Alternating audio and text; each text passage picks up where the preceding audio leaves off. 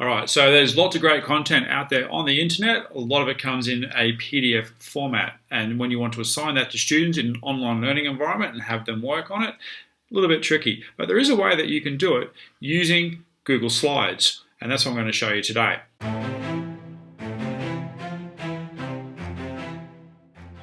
Okay, so here's a worksheet that I found that I want students to work on. Now, I could try and type it all out again, but that's a really big investment of time. There is a way that you can actually just assign that and have students write directly onto it. Now, what you need to do, if it's an online PDF, you'll need to download that, and I suggest saving it somewhere like your desktop or into a folder on your desktop. And there it is, that's downloaded. And so I'm going to go and I'm going to open that up using Preview on my Mac computer. Now, what you'll need to do is this only works one page at a time. So this particular step is okay if it's only a 2 or 3 page document. So select the page that you're going to use first. We're going to go File, Export. And we're going to change the format to a PNG. You could use a JPEG, but I like to use PNG. And again, put that somewhere that you're going to be able to find fairly easily. And we're going to go Save. All right, and then you would do the step again for the next page in your document and go File, Export. Again, change it to a PNG. We're going to call that page 2 and save that. Now, if it's a much bigger document, that's going to become a little bit problematic because obviously you don't want to be spending all that time page by page trying to convert them. So there is a way around that. I'm going to go ahead and I'm going to close Preview and I'll show you. This is an alternate step if it's a multi-page document. All right, so your next step, if it's a multi-page PDF document, what you'll need to do is to convert it. So if it's more than 3 pages, I'd probably use an online converter. You can do a Google search, there's plenty out there. What you're looking for is one that will convert PDF to an image format, either PNG or JPEG. So I've gone ahead and I've found this one, PDF to PNG. And along the tabs here, we'll usually default to this one, but just double check it's on this tab here. And we're going to go ahead and upload the files.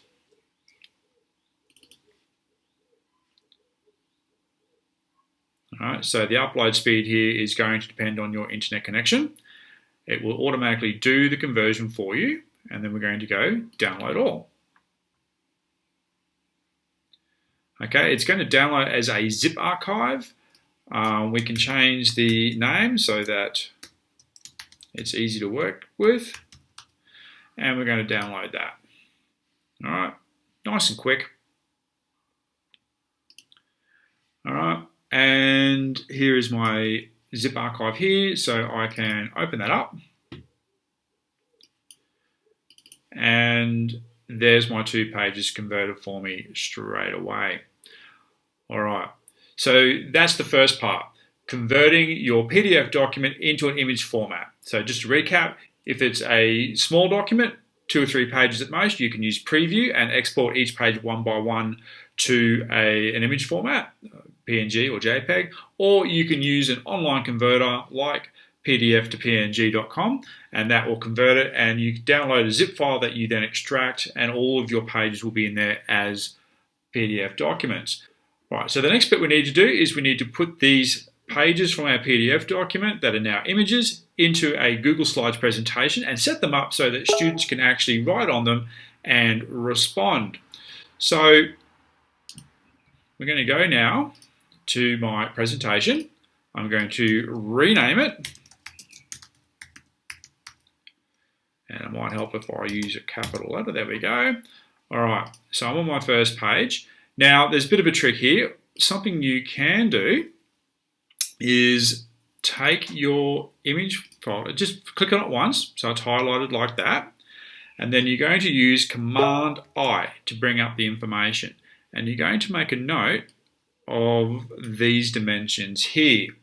Okay, you might find sometimes that it's all collapsed down like this, but it'll be in the More Info section here, and that's the size of your document in pixels. We'll see how to use that right now. So what I might do is cheat and actually copy that. I'm going to come back over to my slides presentation, and the first thing I need to do is get rid of this rubbish here. I don't need this. All right, I can make some more room for myself by doing that. Now, what we're going to do is we're going to come up to File, and we're going to scroll down and find Page Setup.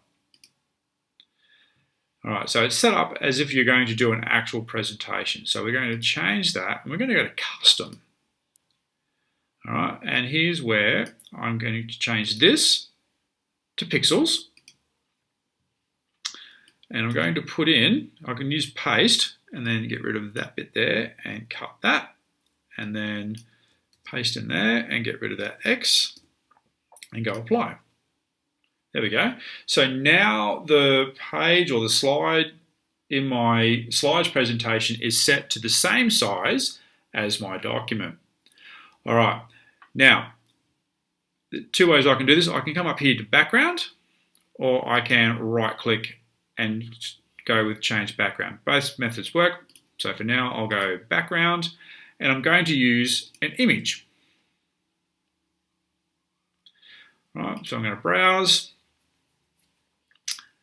and I need to find where my image documents are. So there's worksheet page 1. So we're going to go open.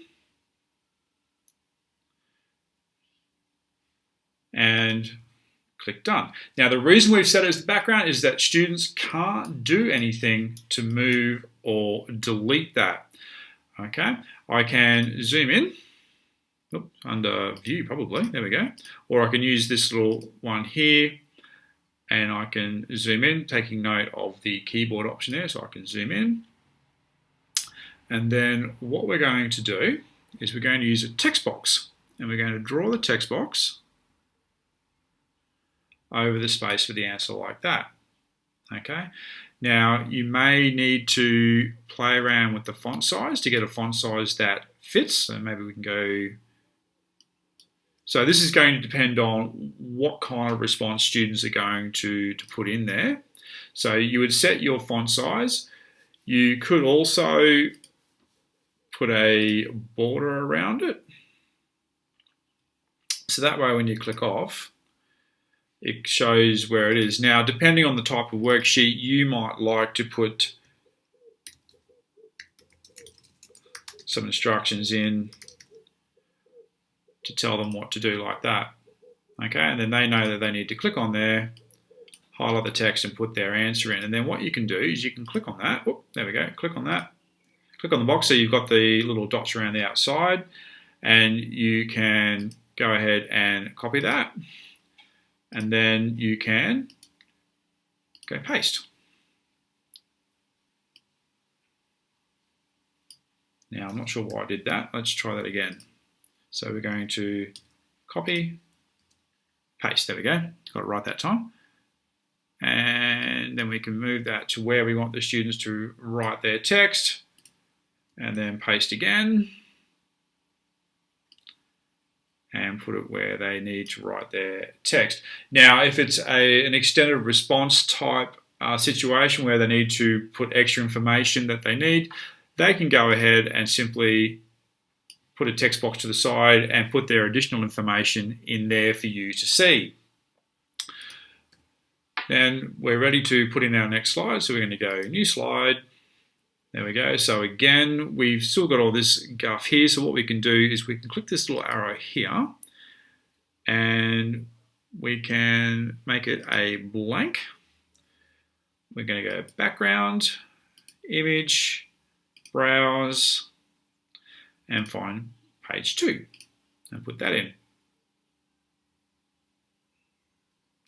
And go done. There we go. There's our second page. Now it's gone and put that in, so I can go ahead and delete that page. There we go, delete. All right, so there's page 1 of my worksheet, there's page 2 of my worksheet. Obviously this one's an answer sheet, so you wouldn't give them that. But same thing again, you would use your text box and draw the text boxes where you want them to put their response. You can then share this with students. So there's a couple of ways you can do this. One is you can come across to Google Classroom if you're using it, and under classwork, you can create an assignment.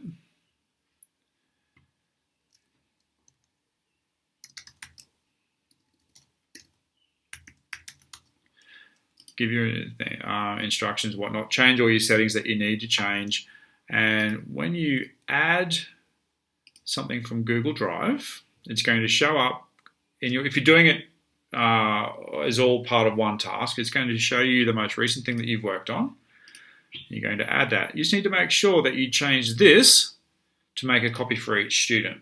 All right, then each student will get a copy of that worksheet. If you are not using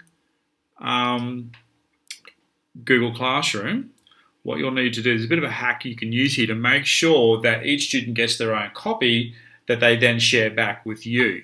So you take the URL and where it is that you're putting the link for them, I'm just going to use the address bar here just to quickly show you how this works.